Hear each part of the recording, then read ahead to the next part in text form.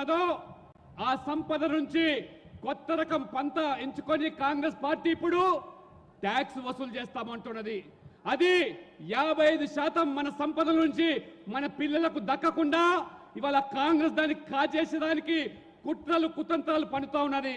కాబట్టి ఈ భయానకమైనటువంటి నిర్ణయాల పట్ల మన ప్రజలందరూ కూడా అప్రమత్తంగా ఉండాలి. లేనట్లయితే మన తల్లిదండ్రులు సంపాదించినటువంటి ఈ ఆస్తిలో 55% ఈ కాంగ్రెస్ దోచుకునేదానికి ఇవాళ ఏదైతే పన్నాగం పడుతున్నదో మీరందరూ కూడా దీని పట్ల అప్రమత్తంగా ఉండాలని చెప్పి కూడా నేను మీ అందరికీ విజ్ఞప్తి చేస్తా ఉన్నాను. पहले बीआरएस ने तेलंगाना को लूटा और अब कांग्रेस वाले लूट रहे हैं। आप देखिए, बीआरएस ने कालेश्वरम प्रोजेक्ट का इतना बड़ा स्कैम किया।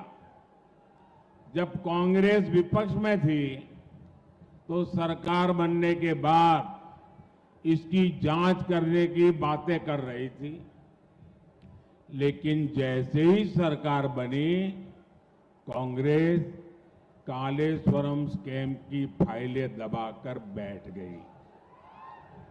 और जब बीआरएस सत्ता में थी तब उन्होंने केस फॉर वोट मामले की जांच को आगे नहीं बढ़ने दिया।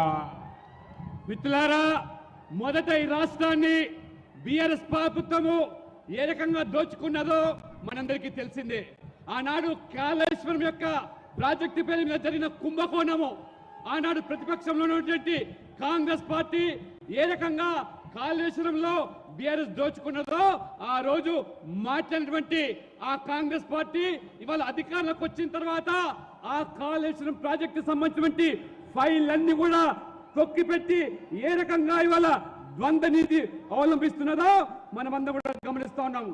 కాబట్టి ఈ విధంగా కాంగ్రెస్ ప్రభుత్వము ఏ రకంగా ఇద్దరు కూడా తోడు దొంగలు కాబట్టి ఒకరినొకరు కాపాడుకునేటువంటి ప్రయత్నాన్ని చేస్తా ఉన్నారు. కాబట్టి జాగ్రత్తగా ఉండమని చెప్పి నేను కోరుతా ఉన్నాను. कांग्रेस बीआरएस दोनों अलग नहीं बल्कि दोनों एक ही करप्शन रैकेट के मेंबर्स हैं। कांग्रेस बीआरएस का ये करप्शन रैकेट कहां तक फैला हुआ है ये दिल्ली के लीकर स्कैम से भी पता चलता है। दिल्ली में जिस पार्टी ने लीकर स्कैम किया उसमें बीआरएस के लोग शामिल निकले और उसी पार्टी से दिल्ली में कांग्रेस का अलायंस है। इसलिए जब इस स्कैम पर कार्रवाई हुई तो करप्शन रैकेट के ये सारे मेंबर्स एक दूसरे के समर्थन में आ गए। మిత్రులారా, కాంగ్రెస్ బీఆర్ఎస్ వేరు కాదని తోడు దొంగలని చాలా స్పష్టంగా చెబుతా ఉన్నాను. ఎందుకంటే ఈ కాంగ్రెస్ బీఆర్ఎస్ రెండు కూడా ఈ ర్యాకెట్ కమిటీలో ఇద్దరు కూడా సభ్యులే.